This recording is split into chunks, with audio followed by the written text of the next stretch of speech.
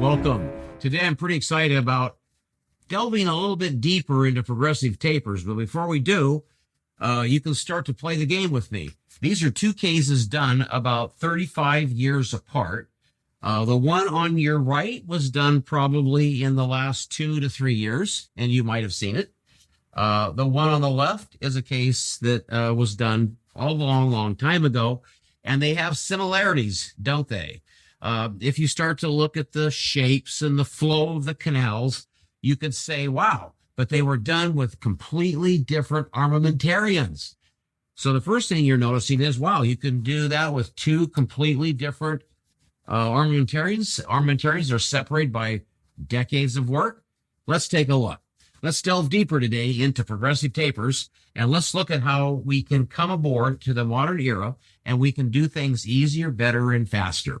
So my pal John West did this taper case with Pro Taper Gold, and that's a progressively tapered file. That means progressive is the umbrella. That means there are decreasing percentage tapers and there's increasing percentage tapers in the family of instruments. Over here, Ruddle did this case a long time ago, but yeah, when you look at the differences, you can see maybe one's digital, one's analog, and you can make those kinds of distinctions. But basically, you would say both cases seem to fulfill the biological objectives, but they were done with different tapered files. So for Ruddle, I used about 10 hand files, and that was able to be worked primarily just in here. So basically, all these files were working in a little zone of about 3 to 5 millimeters, and that 3 to 5 millimeters is the apical 1/3. I also then, to get the body opened up, we used a series of GGs, with each larger GG introduced at a shallower depth than the previous one. So by blending the GGs from small to big, we could get a pretty good uniform taper if we were using the brushing motion. So together, they worked as a concert.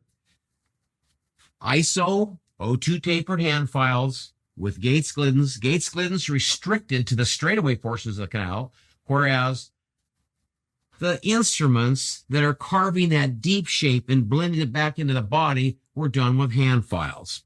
Let's look a little bit more. So we had a manual prep. You can see there's a lot of a lot of tedious work.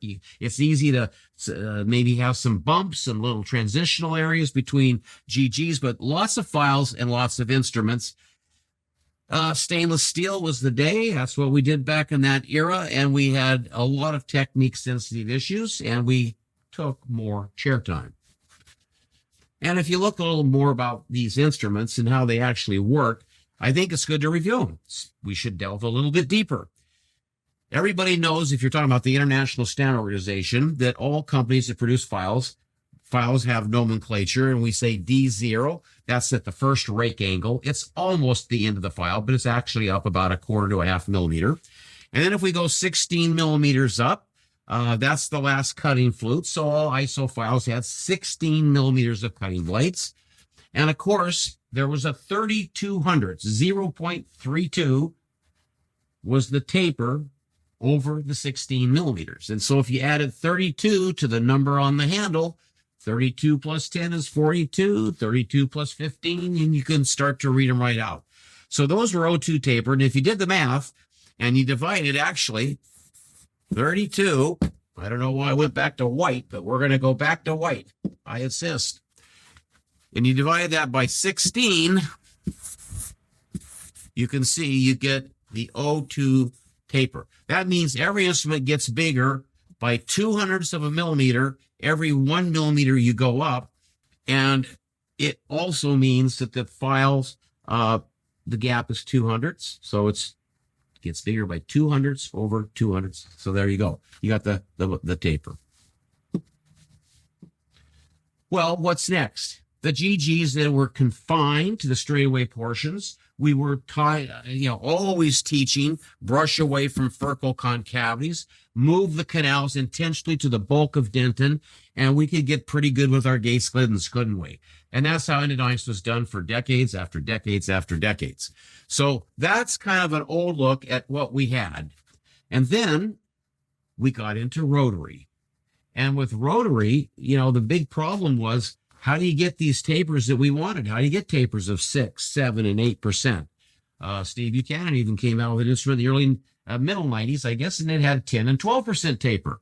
Well, you have to restrict the taper to just a few millimeters of flutes. That's the key. You can't run these big tapers out, because in the first 4 millimeters from D0 to D4, the taper we said was 32 hundredths. So 4 times, okay, you can begin to see it. Add 32 to 25, you 57. So it just keeps getting bigger and bigger. And up here, a GG number 6 is equal to 1.5 millimeters. So we're even bigger than a Gates-Glidden 6. And who uses Gates-Glidden 6? Maybe in a deciduous tooth on a young patient, but generally in adult teeth, we don't even use a 5 or a 6. And only a 4 is 1 bud depth below the orifice, 1 bud depth. So that's the problem when we were starting to think, how do we go from ISO stainless steel to NiTi? Because NiTi was more flexible.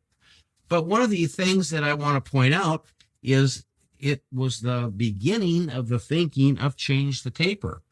Buchanan likes to say he was the first file system to have changing tapers. Yeah, changing tapers between and among files. We actually, the pro taper concept was to change the taper on a single file. That's the distinction. So Mosh 2, Professor Mosh 2, John West, and Cliff Ruddle gave this feat, and we started to run with it. And that was in 95. And by 2001, we launched a regressively tapered file and a progressively tapered file. But notice a regressively tapered file eliminates this big number. These big numbers are greatly reduced.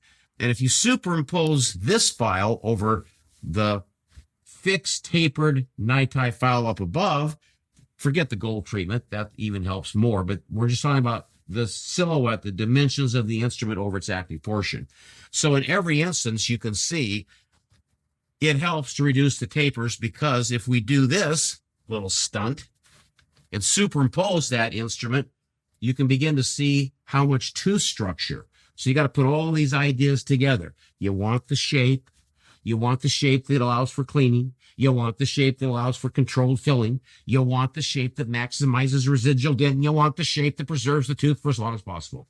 So all these ideas were put into place, and that was 2001. We launched Pro Taper. Pro Taper was Pro Taper, Pro Taper Universal. Okay, it was Pro Taper Gold, and now it's Pro Taper Ultimate. But always, regardless of the iteration, there was always the progressive concept. We were the first file in the world. And I might add, just to be a little bit mean-spirited, we are still the only file in the world that offers tapers of 7, 8, and 9% on F1, F2, and F3. And what I want to say is, there's a lot of companies out there, and they say, replace this with our file. They're the same. Half the price, doctor. Well, that's just bullshit, okay? Let's call it what it is. If you go look at the company, Edge Endo, and you look at all their Pro Taper replacement files, and listen, you'll see they're 6%. Their maximum taper is 6%. So when we compare 6% to 8% or 7%, it's apples and oranges. So if we're talking about deep shape, we'll just keep going, not get ahead of the lecture, just keep going, and you'll get to see then this other idea. So you get rid of your stainless steel files. Maybe you had used 10, you might have used 11 or 12. Some of you might have said, well, gee, you forgot the 55 back there in the lecture. We didn't really need a 55, because from 50 to 60, the difference is 10/50. That's 1/5, that's 20%. So that's a lot less than the jump between a 10 and a 15. 10 to 15, 5/10, 1/2, 50%. So we didn't need to use all the stainless steel files, but we used at least 10. And now we can do 10 files and get them down to typically 3 or 4 files. So this is Johnny West's case. So it's a rotary prep, fewer instruments. He got to use heat treatment. It wasn't just NiTi, it was nickel titanium gold. That's a post-machining event. And then it was very safe. They're very flexible, good resistance to cyclic fatigue. Listen, you don't need running times of cyclic fatigue for minutes and minutes and minutes. A file's in a tooth, even if you do 4 canals, less than a minute. If I was wrong, it's 5 minutes. That means you're there for all day. But you know what? The marketing is what is confusing you. That's why we're delving deeper today. We're delving deeper because marketing likes to show long running times with some files. Well, that's why they're so flexible, you're thinking, because they're over-treated, they're overcooked. So now they're not very efficient, but they're very flexible, and they'll run for a long time. But, we don't run them for a long time. So we don't need that so-called distinction. So that's a little bit about the tapers and how we got from stainless steel